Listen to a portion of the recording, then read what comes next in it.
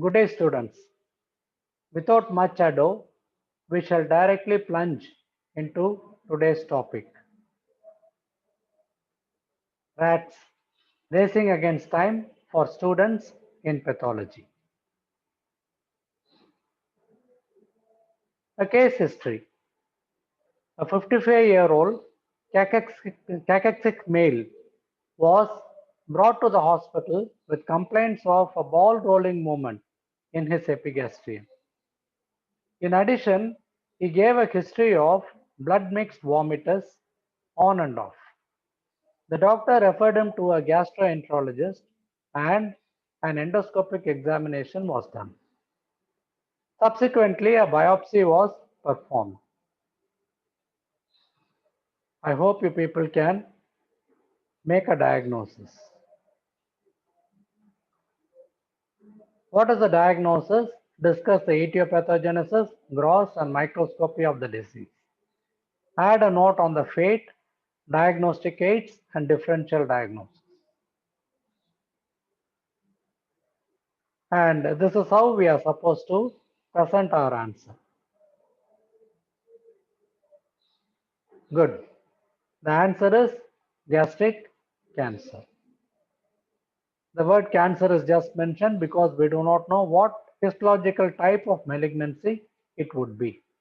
And the plethora of importance is shown in this enclosure. Think of the subheadings. The subheadings will take you to the answer. The topic appears very simple, but then we should break it up into all these subheadings and subsequently try to cover each one of them.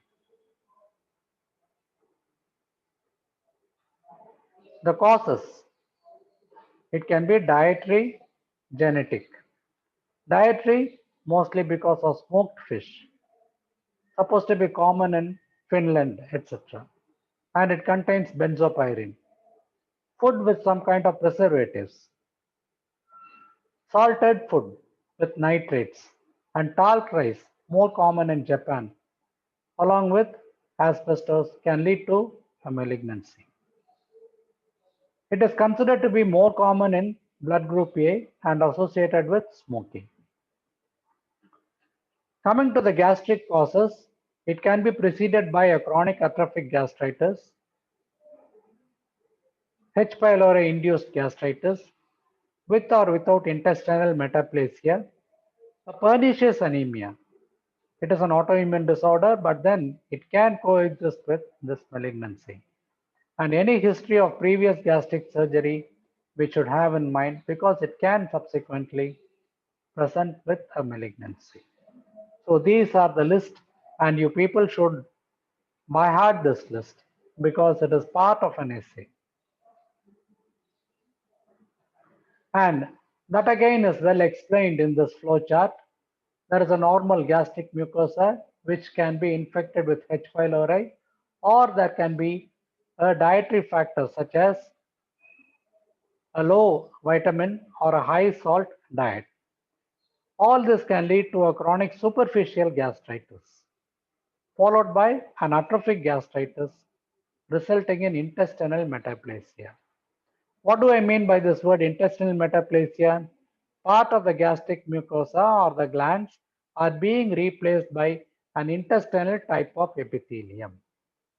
And this can later on lead to dysplasia and malignancy. This flow diagram is very important because it gives you a flow of ideas. Normal, superficial gastritis, atrophic gastritis, intestinal metaplasia, dysplasia, and cancer. So this will be the sequence of events. Please put it in one corner of your answer page. Coming to the classification. Classification is an aid to orderly thinking. And we shall concentrate on the major malignancies. Adenocarcinoma, most common. And this itself is subdivided into the following histological patterns. Papillary adenocarcinoma, tubular adenocarcinoma, mucinous adenocarcinoma, and signet ring cell carcinoma. Then there is one called as adenosquamous. It contains both the components, adeno and squamous. Rarely we can have a pure squamous cell carcinoma in the stomach. Small cell carcinoma is very rare, and sometimes we get what is called as undifferentiated. We are not able to qualify it further. So it is called undifferentiated. So this will be the list of gastric malignancies. Please make a note of it. And this we people should remember. There is a classification called as Lawrence classification and now called as Lawrence-Dio classification. Under this, there are two major types. One is called a gastric type of carcinoma, which is diffuse. And there is a description for it called as Linitis plastica, which we shall be seeing. Another type is intestinal or localized. So there is a gastric type of carcinoma and an intestinal type of carcinoma. This is what I meant. In one, I find that there is an ulceroproliferative lesion. When either you put up an endoscope or you open up the abdomen, you find that there is an ulceroproliferative cauliflower-like growth that is staring at us. In another, the endoscope will not be able to find anything, but there is a uniform, diffuse thickening of the gastric wall. So this is called as the infiltrative type. This is called as ulceroproliferative. In ulceroproliferative, there can be very bizarre and diffuse glands as is shown in the picture. Whereas in an infiltrative, we get what is called as signet ring cells. This again I shall be explaining in detail. For the time being, remember the two types, ulceroproliferative and infiltrative. This again, I hope you people will be able to describe it. It can be kept as a specimen for you. We need not get bewildered. Why do I say it is a stomach? Because it is a huge sac-like specimen. There are only one or two sacs. One is the urinary bladder, other is the stomach. And in this, I am finding a large ulceroproliferative. Why I am saying ulcer? Look at this mucosa. Suddenly, there is a loss of the mucosa. Therefore, it is an ulcer. Secondly, it is protruding and it is friable. We call it as a cauliflower-like growth or an ulceroproliferative growth. And these are the gross patterns that we should mention. Proliferative, ulcerative, a combination of both, which is called as ulceroproliferative, and infiltrative, which we shall be seeing. The tumor measures several centimeters, grayish white in color, and it is surrounded by the normal mucosa. So I hope you people will be able to make a diagnosis if you get this specimen. It belongs to ulceroproliferative type of gastric carcinoma. And another one is infiltrating or infiltrative. So in this, I find that there is a thickening of the wall. This is called a Linitis plastica or a leather bottle like stomach. Look at this one. Normally it is a very collapsible and flimsy organ. But here the surgeon or the pathologist is having some difficulty in opening it up. And there is a uniform thickening of the wall. When I look at the mucosa, there is no lesion that I can see. This is one type. And ulcerative is another one. We had earlier seen it in the differences between a peptic ulcer and a gastric ulcer, carcinoma. So in this, I find that there is a large ulcer. Look at the blackish necrotic debris, and the edges are slightly everted and undermined. So this again is a leather bottle stomach. What is this leather bottle stomach? This is a picture of it. This is a kind of a water bottle that usually the people in the desert, etc., in the old cowboy movies will be carrying. And it is a plain water bottle, and see that there is a lot of similarity between the two, and hence it is described as a Linitis plastica or a leather bottle stomach. This is classical of an infiltrating type of adenocarcinoma, but it can be seen in some other conditions such as syphilis and lymphoma.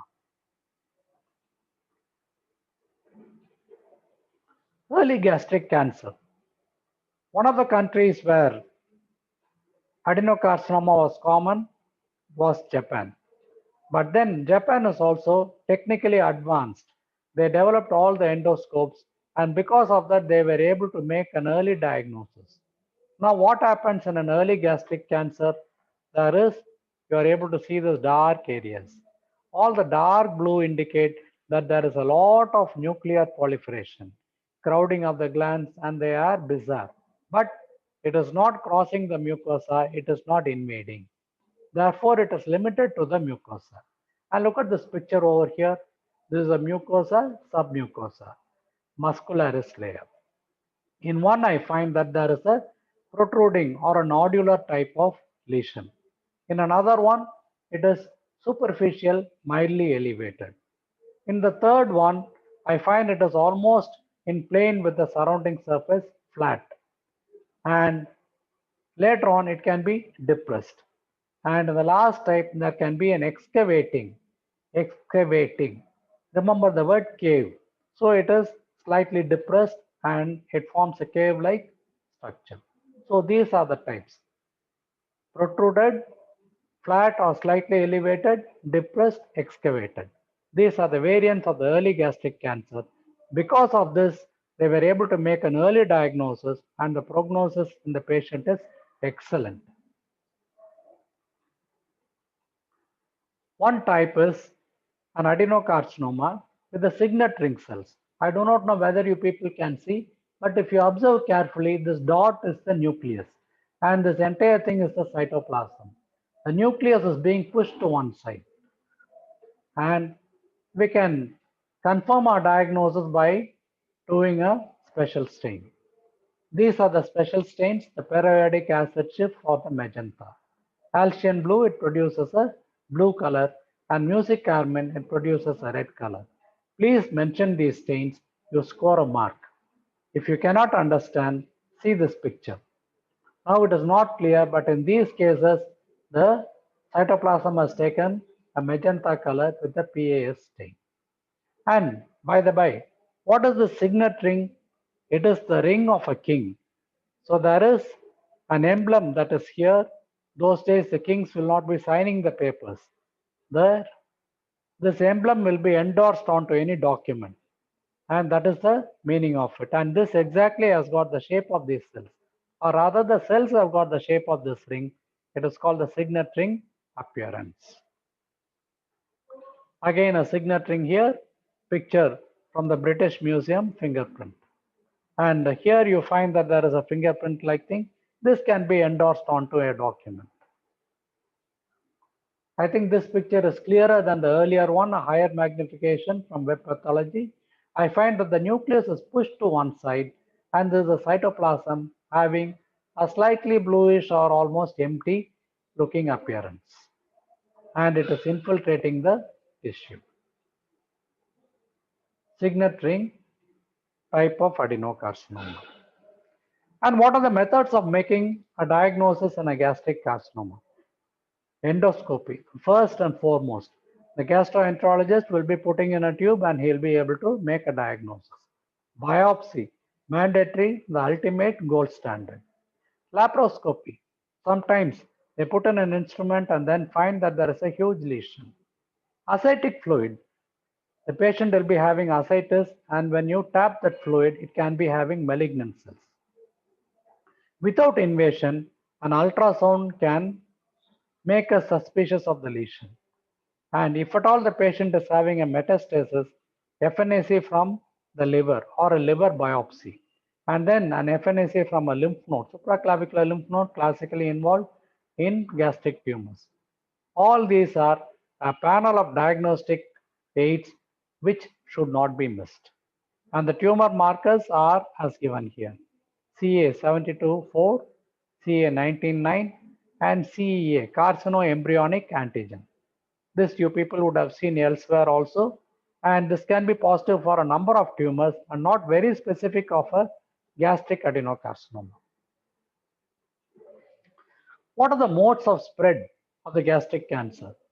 One is a direct spread. As we mentioned earlier, it originates in the mucosa, goes into the muscularis and the serosa, and sometimes to the adjoining organs, such as the pancreas, colon, and the liver. This is a direct spread. Blood-borne. It can be spread by blood to the liver and the other organs such as the lung and the bone. Again, I always repeat, liver and lung are commonly involved in hematogenous spread because they have got a dual circulation. And it is uncommon in the absence of a nodal disease. So there has to be a disease and then only it will be positive. The spread of a gastric carcinoma, this is a summary, this you people should write. So there is a horizontal spread, which we had seen. Vertical spread means almost like droplings. They fall, they cover the ascitic fluid, the peritoneal membrane, and even the ovary as a Krukenberg's tumor. Lymphatic spread to the various immediate group as well as the distant group of lymph nodes. Hematogenous we had seen. Transperitoneal is one. This is one mode of spread which you people must write in the spread of malignancy. Krukenberg's tumor is a bilateral ovarian tumor which has got metastasis from mucin secreting adenocarcinoma. This itself can be a question and we have covered it in the gynec pathology. So lymphatic spread is over here and see, nobody will suspect that this is going to be a metastasis from a gastric carcinoma. The supraclavicular nodes are involved and it is called as Troisier sign.